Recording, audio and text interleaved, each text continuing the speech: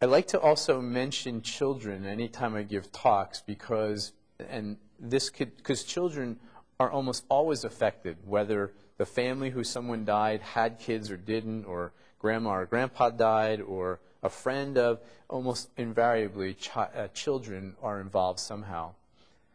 So just a couple of quick points on kids. The first one is that the way children grieve is much more on and off than adults and teenagers, or let's say somewhere in the middle. So a child could be sort of really upset at one moment, and then next moment they're as if nothing ever happened, and they're outside playing football, and then later on at night, before they go to bed, they're crying again. It's just sort of on and off. And a lot of times parents are confused by that behavior, but that's very, very normal, okay? The other thing about children, particularly we'll say younger kids now, is that they really need to be assured that they're okay. I'll give you a couple of things I mean. First of all, a disease which may affect women only, all right, biologically, a young boy doesn't necessarily realize he can't get it. So he may think he can get it, he has it, all right? Another thing children can think is they caused it.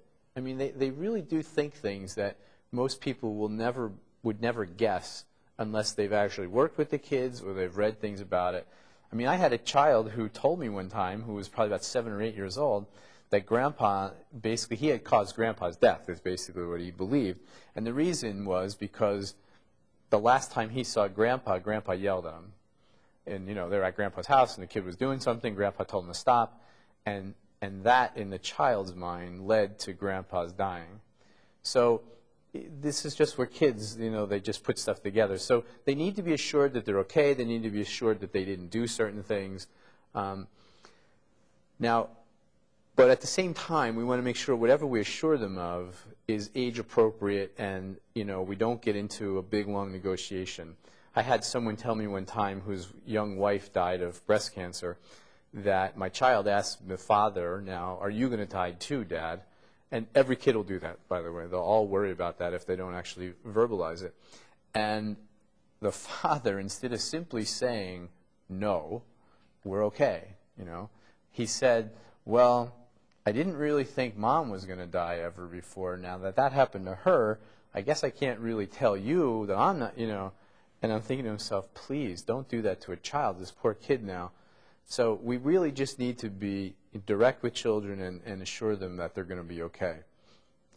The other thing is answering questions. People will tell you to answer children directly, and that's true. But the only caveat I would add to that is answer them directly after you know what they're really asking. And this is a true story, and it's happened many times, but I had a mother call me and say, my 7-year-old is constantly asking me, where Grandma is after Grandma died. Where do you think everyone, of course, is telling this child that Grandma was? Where do you guys think? What do you think they said? Heaven, right? I mean, that. Now, I do a lot of work in churches and that kind of thing, and that's probably where, if your faith is there, that's where Grandma is, etc. But children are not like really theologians, right? They hear it and they believe it and they know it's something good, but that's not the first thing that comes into their mind. And so this child kept asking the question. So what happened was I brought the child in and I said to him, I understand you're constantly asking where Grandma is. So rather than trying to answer him like everybody else, I said, well, where do you think she is? All right? And so he said, well, I know she's in this area. Okay, so right away I knew he's talking about a cemetery kind of thing rather than a heaven kind of thing, right? So I said, well, where in all that stuff, that's a good psychology word, like where in all that stuff do you think Grandma is? And he said, well, I know that she's somewhere and they have these things. He was kind of pointing to the headstones, that type of deal. He said there's grass and dirt, and I think she's in the dirt. And I said, oh, okay, and what do you think about that or whatever? And he goes, how do you breathe in the dirt? So what the boy was trying to figure out, and let me say to you what I said to him first, and then I'll tell you what it meant. I said to him, when you die, you don't have to breathe anymore. And he said, oh, okay. That was it. Never asked again. But see, what happened was, so a lot of times adults, when they hear me say, about breathing in the dirt, they go to this horrible buried alive, that kind of. The kid wasn't there. He was just simply didn't understand physiology, biology, whatever you'd want to call it. He just didn't know you didn't have to breathe anymore. And I'm sure somehow he had probably seen on television or something about breathing under the water, or maybe it was something horrible under the ground, or whatever. But he was trying to piece it together. But what he was asking about, where is grandma, is he wanted someone to say in the dirt, so he could then say, how do you breathe in the dirt? But as long as they kept answering heaven, he never got the dirt part out, so he never got the question that he really wanted to get to. So that's what I mean by sort of throw the question back at them, and then trust me, as soon as he said, how do you breathe in the dirt, there was no more of a doubt as to what his real question was. And then you answer it specifically with children-level, children-specific answers, okay? Now, the last thing about that, please don't ever tell a child that grandma, grandpa, aunt so-and-so, whatever, is sleeping. The one who has died is not sleeping. They are dead. Use the dead word. The reasons for it are the following.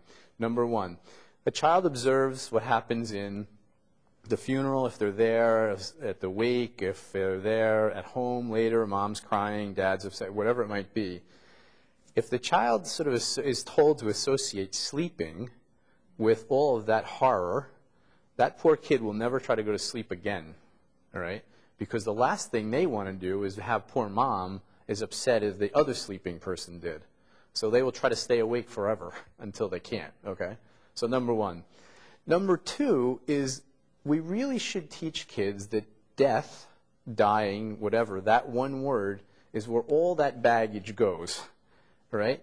They're not lost because kids get lost in a shopping mall, right? They're not whatever, all the other words that we've cleverly come up with, passed on.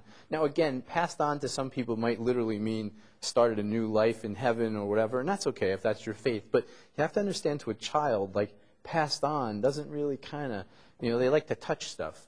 So I tell parents all the time, just please say died. It has more baggage to us.